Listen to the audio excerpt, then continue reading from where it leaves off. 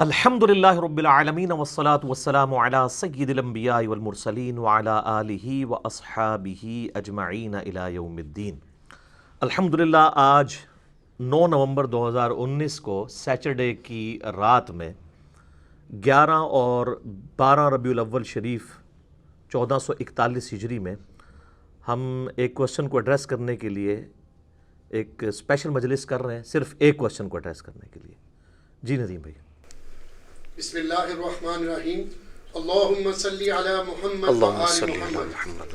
علی بھائی، ایک بہت ہی کریٹیکل سوال ہے ہمارے علی الاحسن نقوی بھائی کی جانب سے، میں اسے ورڈ بائی ورڈ من و عن بیان کر دیتا ہوں۔ آج کل سوشل میڈیا پر مولانا فضل الرحمان صاحب کے دھرنے کے حوالے سے پی ٹی آئی کے سپورٹرز کی جانب سے خوب کمپین چلائی جا رہی ہے کہ زرد رنگ کی پگڑی تو کافروں اور جہنمیوں کا لباس ہے۔ علی بھائی سے گزارش ہے کہ انصاف پر قائم رہتے ہوئے اس اعتراض کی حقیقت عوام الناس پر آشکار کریں، جیسا کہ عمران خان صاحب کے خلاف مذہبی کارڈ استعمال کرنے والوں کو بڑی دلیری سے جواب دیتے رہتے ہیں۔ آپ کے علمی جواب کا شدت سے انتظار ہے۔ جزاک اللہ خیرہ۔ جزاک اللہ خیرہ۔ سب سے پہلے تو میں علی الاحسن نقوی صاحب سے ریکویسٹ کروں گا کہ میرے بھائی، ہم تو الحمدللہ آلریڈی اولو العلم قائما بالقسط ہیں، اہل علم سچائی پر انصاف کے ساتھ قائم، الحمدللہ۔ تو ہمارے بارے میں کوئی بدگمانی نہ کرے، حسن ظن رکھیں کہ جو سچی بات ہوگی، خواہ وہ عمران خان صاحب کی سپورٹ میں جائے حفظہ اللہ تعالی، یا مولانا فضل الرحمان صاحب کی سپورٹ میں جائے حفظہ اللہ تعالی، سب کو دعا دینی چاہیے۔ تو یہ جو پرٹیکولر ایشو آپ نے ڈسکس کیا ہے زرد پگڑی کے حوالے سے، جو آج آپ نے بھی باندھی ہوئی ہے، یہ دو کلرز ہیں جن کے حوالے سے اختلاف پایا جاتا ہے۔ ایک یہ جو آپ کی زرد پگڑی ہے، اور جو آپ کے ساتھ بھائی بیٹھے ہیں زعفرانی کلر کے جنہوں نے کپڑے پہنے ہیں، یہ دونوں الفاظ آئے ہیں احادیث میں، جو احادیث منسوخ شدہ تھیں ان کو یوز کر کے ایک پولیٹیکل گین کے لیے کمپین چلائی جا رہی ہے۔ اور اللہ کے فضل سے میں نے اس ایشو کو آج سے 3 سال پہلے 2016 میں ریکارڈ کروا دیا تھا، جس میں نے بلیک کلر کے حوالے سے جو پراپوگنڈا ہوتا ہے، ریڈ کلر کے اعتبار سے پراپوگنڈا ہوتا ہے، گرین کلر کے اعتبار سے، اور اس زرد کلر کے اعتبار سے، یا ڈارک یلو کہہ لیں، اور زعفرانی کلر ہے، یہ ریڈش یلو کلر ہے۔ تو یہ سب کے سب کلر مردوں اور دونوں کے لیے جائز ہیں۔ اس کے اوپر میں آلریڈی اللہ کے فضل سے ویڈیو ریکارڈ کروا چکا ہوں، اور اس حوالے سے آپ کو پتہ ہے میں کسی کا لحاظ نہیں کرتا، کیونکہ میں ٹروتھ لور ہوں الحمدللہ۔ اس کی وجہ سے مجھے مختلف طبقات سے گالیاں بھی کھانی پڑتی ہیں، لیکن ٹروتھ لور جو ہوتا ہے وہ پھر گالیوں کی پرواہ نہیں کرتا، بلکہ وہ سچائی کے اوپر قائم رہتا ہے۔ اور یہ وہی شخص قائم رہ سکتا ہے جس نے زندگی میں ایک دفعہ جھوم کے کہا ہو کہ نہ میں وہابی، نہ میں بابی، میں ہوں مسلم علمی کتابی۔ نہ ہم سو کالڈ وہابی ہیں، کوئی علمی بات کرے اسے وہ اپنے زوم میں وہابی کی گالی دے دیتے ہیں، اور نہ ہم بابوں کا دفاع کرنے والے بابی ہیں، بلکہ ہم علمی کتابی مسلم ہیں الحمدللہ۔ قطع نظر اس وقت جو ہماری پولیٹیکل سچویشن ہے آج کی ڈیٹ میں، یعنی 9 نومبر 2019 میں، اس وقت ملک کی جو صورتحال ہے، کسی کی مخالفت یا کسی کو سپورٹ کیے بغیر، میں چونکہ اسپیسیفکلی ایک ریلیجس میٹر ہے، تو میں ریلیجن کی باؤنڈریز کے اندر رہتے ہوئے کتاب و سنت کے دلائل کی روشنی میں اس سوال کو ایڈریس کروں گا، کیونکہ اس حوالے سے کافی زیادہ کمپین چلائی جا رہی ہے سوشل میڈیا کے اوپر۔ خصوصاً میں پاکستانیوں سے ریکویسٹ کروں گا، اور بالعموم پوری دنیا کے مسلمانوں سے، کہ خدا کے لیے یہ لوگوں پر گستاخی کا الزام، توہین مذہب کا الزام، اور غدار وطن ہونے کا الزام، اب ان چیزوں سے باہر نکلیں۔ مسلمانوں کی پہلے ہی انٹرنیشنل لیول کے اوپر بہت زیادہ بدنامی ہو چکی ہوئی ہے انہی فتووں کی وجہ سے، اور پھر جو یہ فتوے آپ دوسروں پہ لگاتے ہیں، پھر ایک وقت آتا ہے کہ وہ مکافات عمل کے تحت وہی فتوے آپ کے اوپر لوڈ کراتے ہیں۔ اور پاکستان کی پالیٹکس تو ایسی عجیب و غریب ہے کہ اس میں جو مکافات عمل ہے وہ بہت جلدی ہو جاتا ہے، جو اس وقت ہمیں دھرنوں کی شکل میں اور کنٹینرز کی شکل میں نظر آ رہا ہے۔ نہ ہم 2014 کے دھرنوں کو صحیح سمجھتے تھے اس حوالے سے کہ پرائم منسٹر سے جبری استعفیٰ اس طریقے سے لیا جائے، اور نہ آج کے دھرنوں کو اس حوالے سے صحیح سمجھتے ہیں کہ زبردستی ایک الیکٹڈ پرائم منسٹر سے استعفیٰ لیا جائے۔ ظاہر ہے کہ سسٹم میں خرابیاں ہیں، یہ بس سسٹم چلنے دیں، وقت کے ساتھ ساتھ جب یہ سسٹم چلے گا میں بار بار کہتا ہوں کہ 5 دفعہ پاکستان کی اسمبلیاں اگر ایمانداری کے ساتھ کھینچا تانی کے بغیر اپنا ٹینور پورا کریں تو انشاءاللہ ہمیں پاکستان کی جو اسلامک ڈیموکریسی ہے اس کی برکات حاصل ہونا شروع ہو جائیں گی انشاءاللہ تعالی۔ اور آپ کو اندازہ نہیں ہے کہ یہ زرد پگڑی کے حوالے سے اس قسم کی نازیبا گفتگو کرنے کی وجہ سے ان کی گفتگو کے فتوے کن لوگوں کے اوپر جا رہے ہیں۔ میرے بھائی اتنا ڈینجرس معاملہ ہے۔ صحیح بخاری اور صحیح مسلم کی متفقن علیہ حدیث ہے، اللہ کے محبوب صلی اللہ علیہ وآلہ وسلم نے فرمایا کہ میری امت کی اس وقت کیا شان ہوگی جب عیسیٰ ابن مریم علیہ السلام تم میں ایک عادل حکمران کی حیثیت سے اتریں گے، صلیب کو توڑ دیں گے، جزیہ کو موقوف کر دیں گے، ختم کر دیں گے، خنزیر کو قتل کر دیں گے۔ تو اس وقت میری امت کی کیا شان ہوگی کہ وہ عادل حکمران کی حیثیت سے اتریں گے لیکن امامت میرا ایک امتی کروا رہا ہوگا، یعنی امام محمد بن عبداللہ المہدی علیہ السلام۔ تو اسی کی ایکسپلینیشن صحیح مسلم میں آتی ہے کہ آپ صلی اللہ علیہ وآلہ وسلم نے فرمایا کہ عیسیٰ ابن مریم آسمان سے اتریں گے اور جامعہ دمشق یعنی شام کے اندر دمشق کے مشرقی کنارے پہ ایک مینار ہے اس پہ اتریں گے، اس حال میں کہ انہوں نے 2 زرد چادریں اوڑھی ہوں گی، ایک تہمت کے طور پہ اور ایک اوپر۔ یہ آپ صلی اللہ علیہ وآلہ وسلم کا عمومی لباس تھا۔ عیسیٰ ابن مریم 2 زرد چادروں میں اتریں گے اور انہوں نے دونوں ہاتھ فرشتوں کے اوپر یوں ان کے پروں پہ رکھے ہوئے ہوں گے۔ یہ صحیح مسلم ہے سر، یہ کوئی کہانی شریف یا بزرگ شریف یا مولانا شریف نہیں ہے، یہ مسلم شریف ہے۔ تو عیسیٰ ابن مریم کیا نعوذ باللہ کافروں اور جہنمیوں والا لباس پہن رہے ہوں گے؟ یہ حدیث منسوخ ہیں، اور جہنمی والا لفظ تو کسی حدیث میں ہے ہی نہیں ہے، یہ خود سے ہی انہوں نے بیچ میں داخل کر دیا ہوا ہے۔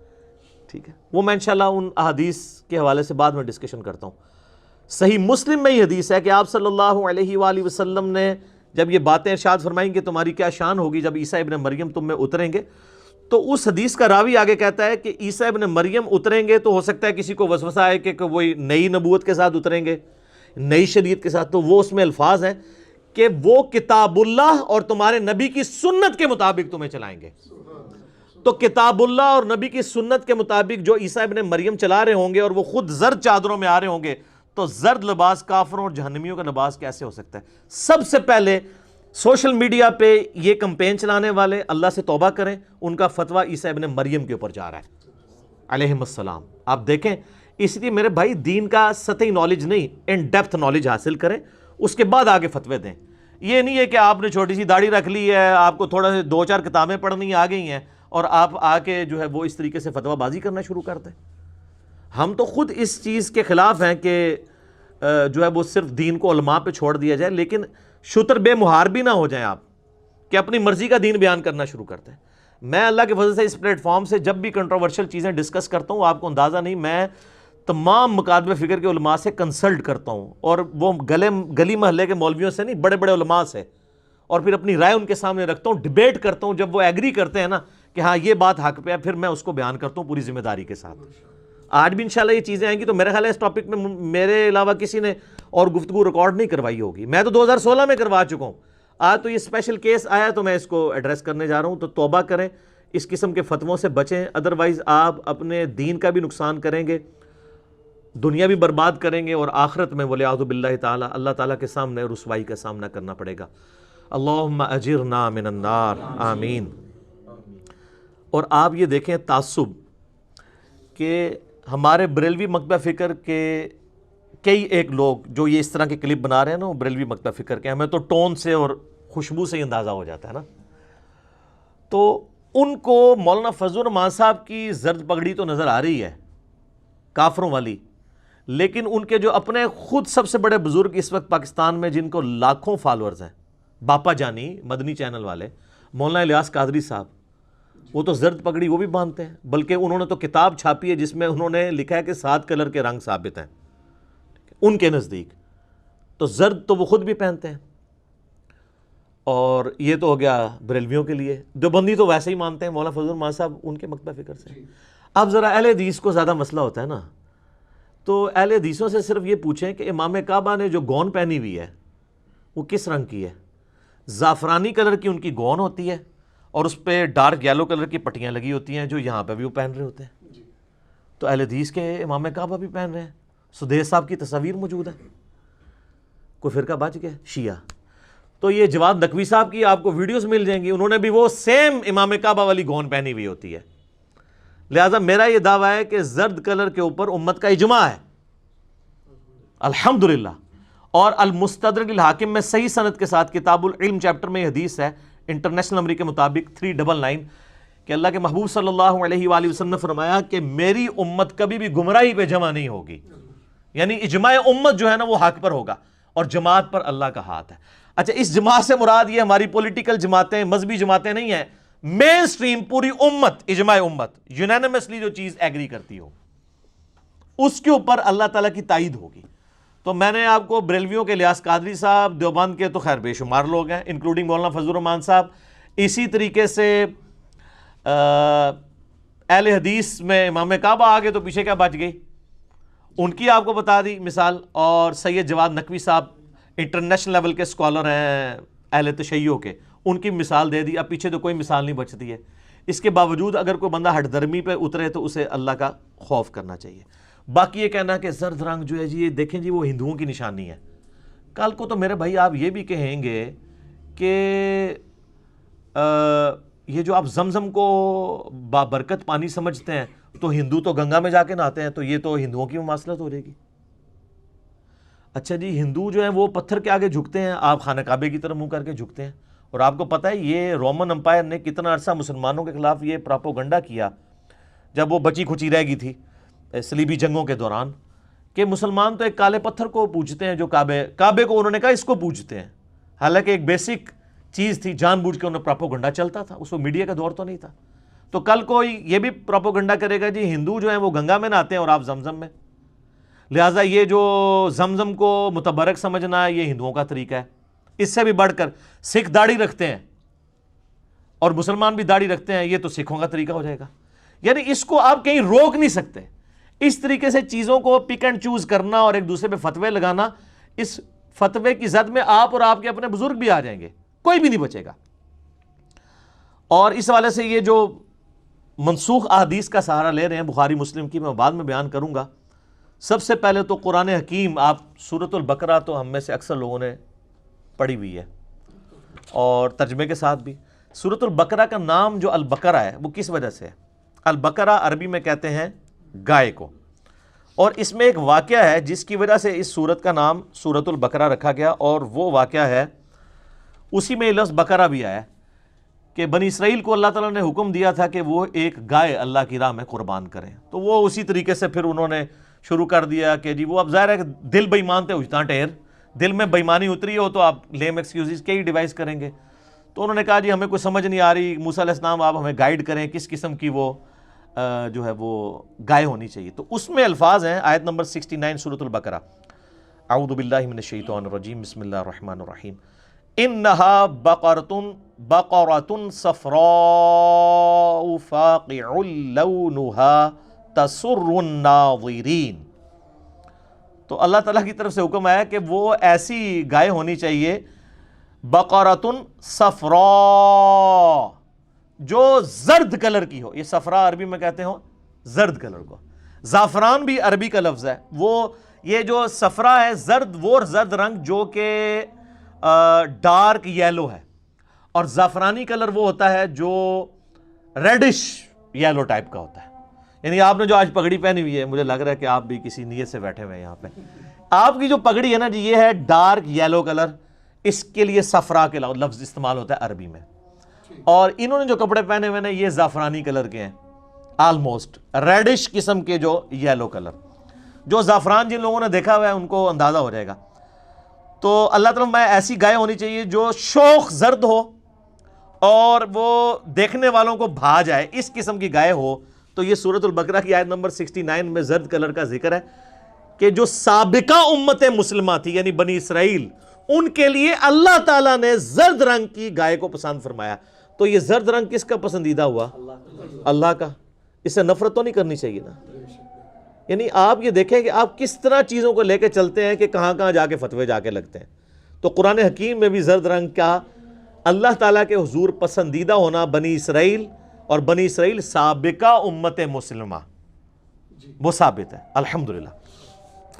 اب رہا جن احادیث کے اندر زرد رنگ یا زعفرانی رنگ کی مذمت آئی ہے تو وہ سب کے سب احادیث منسوخ ہیں.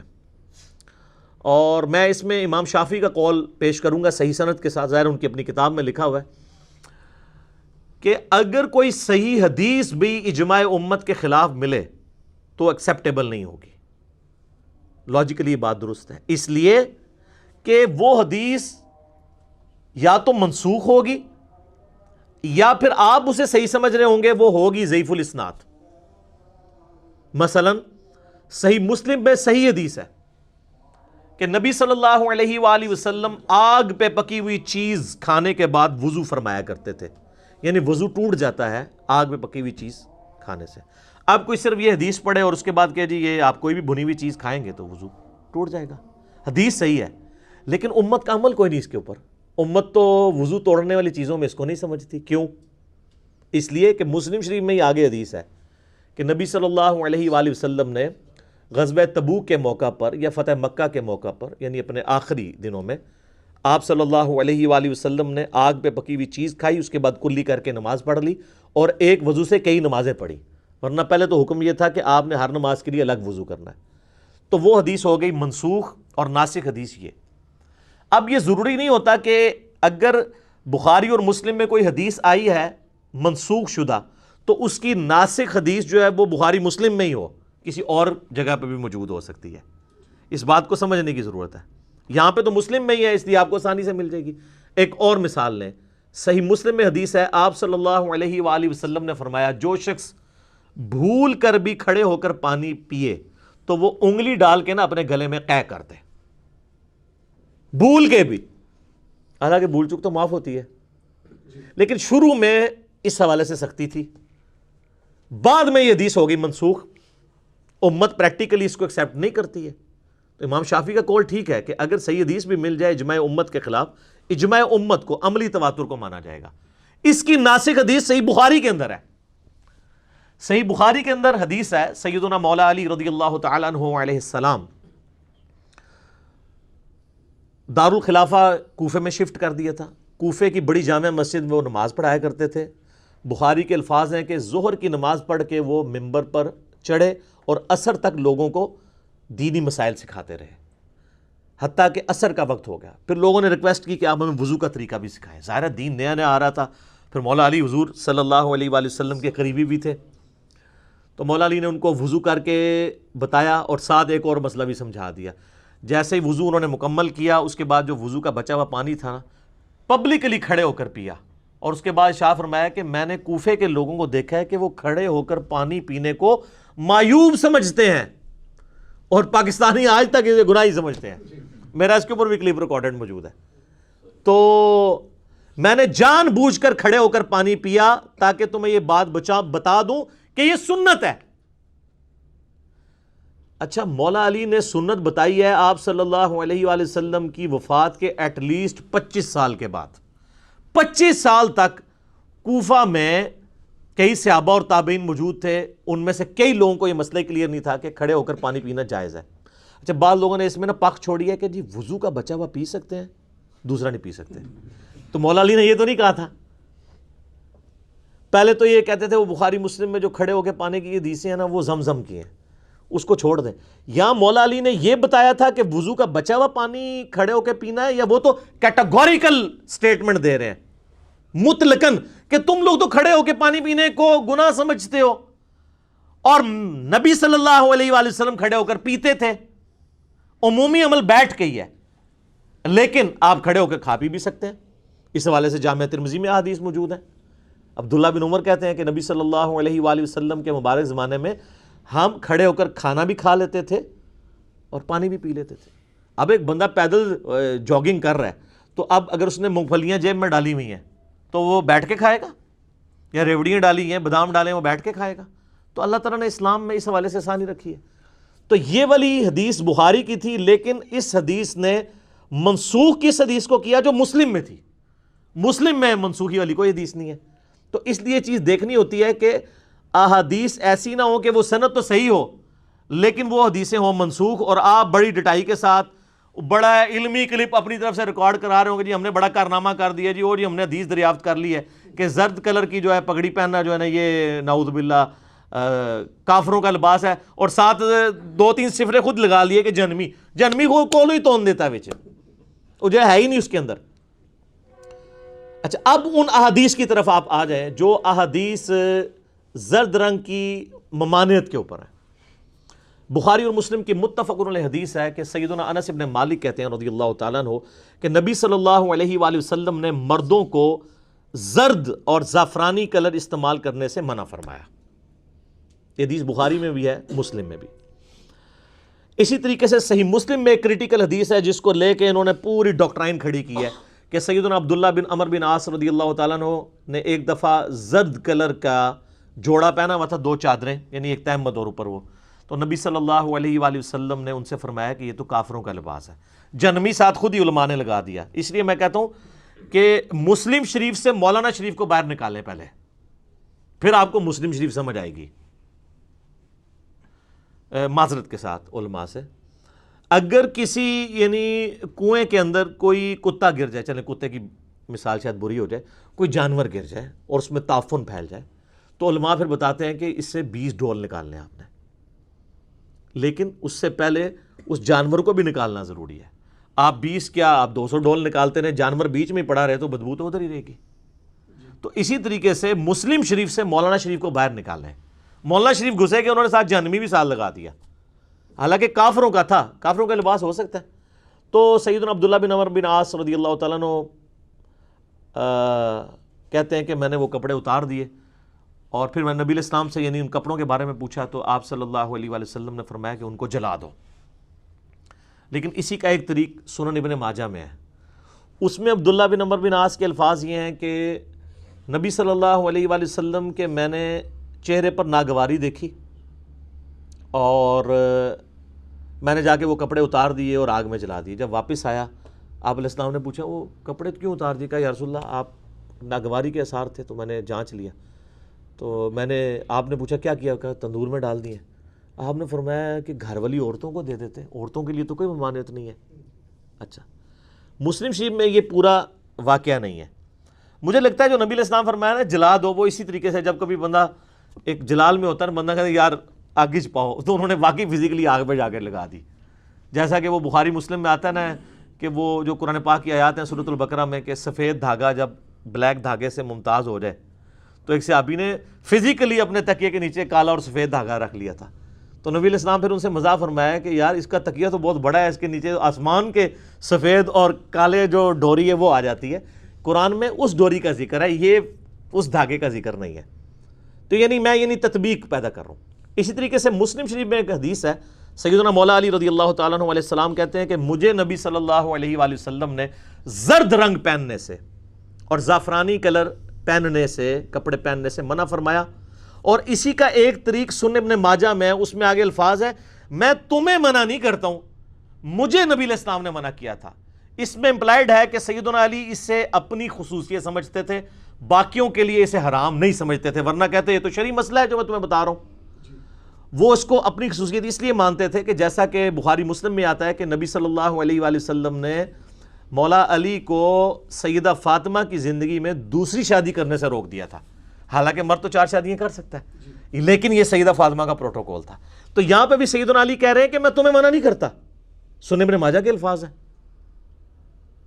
لیکن مجھے نبی صلی اللہ علیہ وآلہ وسلم نے منع کیا تھا. تو انہوں نے آپ صلی اللہ علیہ وآلہ وسلم کے اس فرمان کو اپنے لیے خاص کیا. اور اس سے جو یہ رزلٹ میں نے نکالا کہ زرد رنگ کا جواز نکلتا ہے عام بندے کے لیے، اس کو سپورٹیو حدیث ہے صحیح بخاری کے اندر جو یہاں پہ صرف پڑھی نہیں ہوئی، پڑھی بھی ہوئی ہے. عبداللہ بن عمر رضی اللہ تعالیٰ عنہ سے ایک شخص آ کے پوچھتا ہے کہ میں نے 4 کام آپ کو ایسے کرتے ہوئے دیکھا ہے جو میں نے کسی اور کو نہیں دیکھا. ان میں سے ایک کام یہ ہے کہ آپ اپنی داڑھی کو زرد رنگ کرتے ہیں، اپنے کپڑوں کو زرد رنگ کرتے ہیں. تو انہوں نے جواب دیا کہ میں یہ زرد رنگ اس لیے کرتا ہوں کہ اللہ کے محبوب صلی اللہ علیہ وآلہ وسلم کو پسند تھا، اور آپ صلی اللہ علیہ وآلہ وسلم بھی اپنی داڑھی کو، اور ظاہر ہے وہ صرف کن پٹی میں چند بال تھے، ان کو زرد کرتے تھے اور اپنے کپڑوں کو بھی زرد کیا کرتے تھے۔ یہ صحیح بخاری کے اندر حدیث ہے، اور اس کی ایکسپلینیشن آپ کو سنن ابی داؤد میں مل جائے گی۔ عبداللہ بن عمر رضی اللہ تعالی عنہما ہی کہتے ہیں کہ اللہ کے نبی صلی اللہ علیہ وآلہ وسلم کو زرد رنگ اتنا محبوب تھا کہ آپ صلی اللہ علیہ وآلہ وسلم اپنی داڑھی کو زرد رنگ کرتے،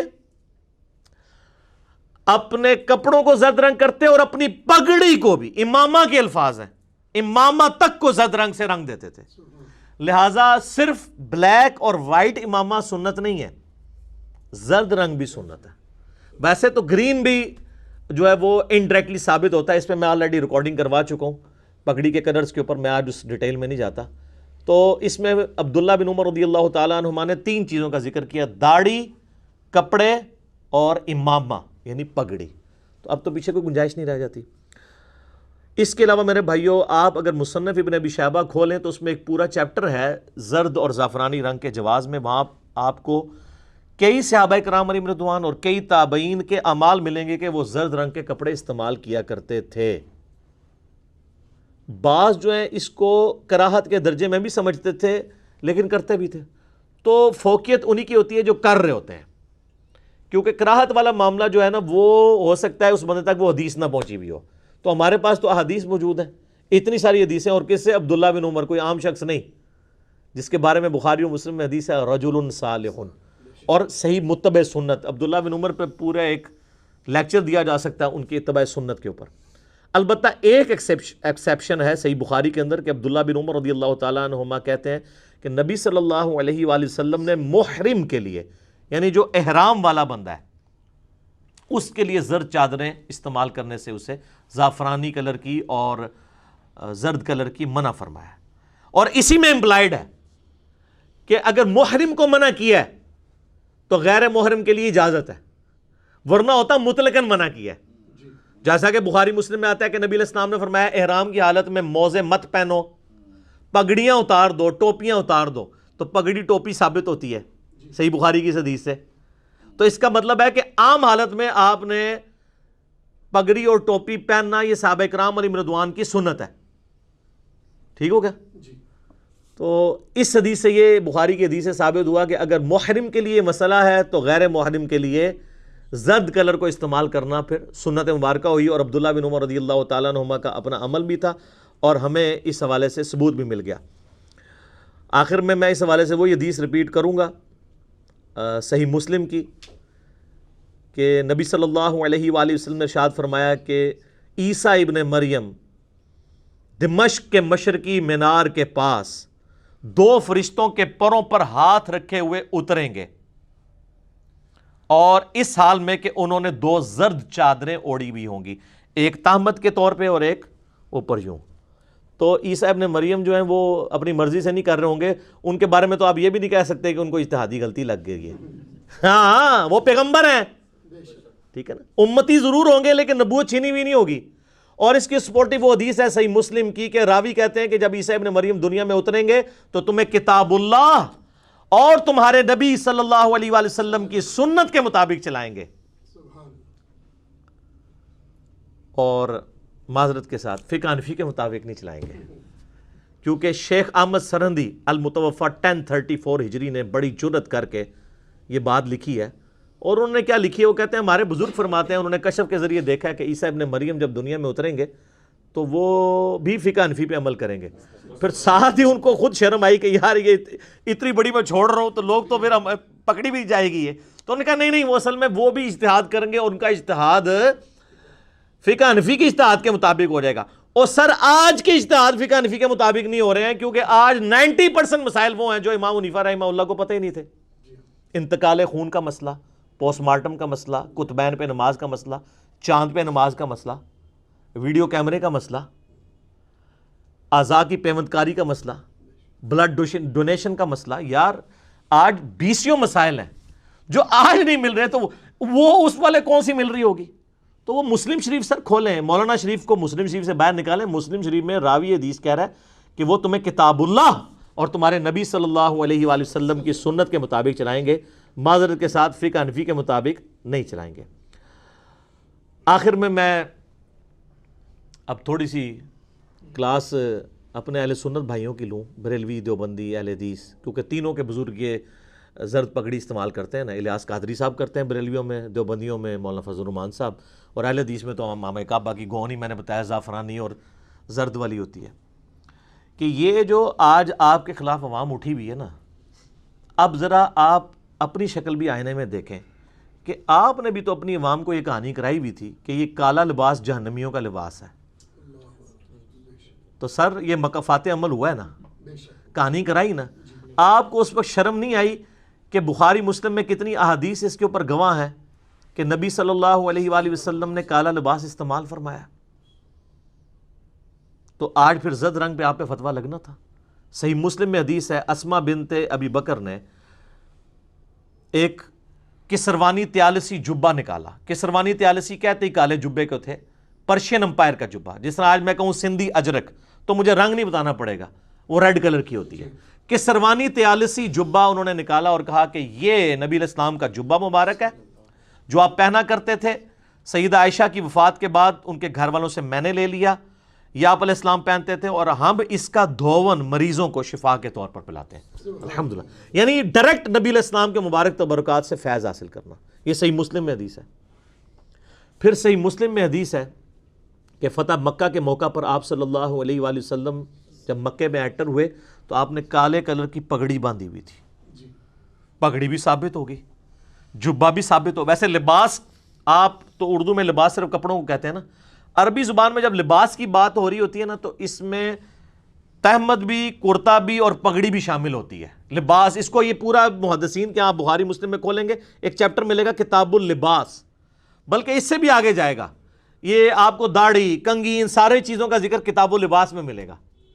آپ مشکات کا کتاب اللباس کھول لیں، یعنی یہ ایک ٹرم میں ڈیوائز کی گئی ہے، تو یہ بھی مسلم شریف میں ہے۔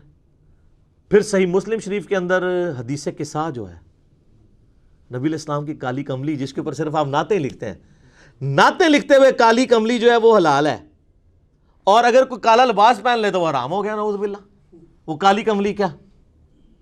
صحیح مسلم میں حدیث قصہ ہے، اما عائشہ روایت کرتی ہیں سلام اللہ علیہا کہ نبی علیہ السلام ایک دفعہ اپنے گھر سے اس حال میں برآمد ہوئے کہ آپ صلی اللہ علیہ وآلہ وسلم نے کالے کلر کی ایک منقش چادر اوڑھی ہوئی تھی جس پہ باقاعدہ کڑھائی ہوئی تھی، اونٹ کے کجاووں کی مانند ہنڈیا کی شکل کی اس پہ تصاویر بنی ہوئی تھی، جانداروں کی نہیں، کجاووں کی۔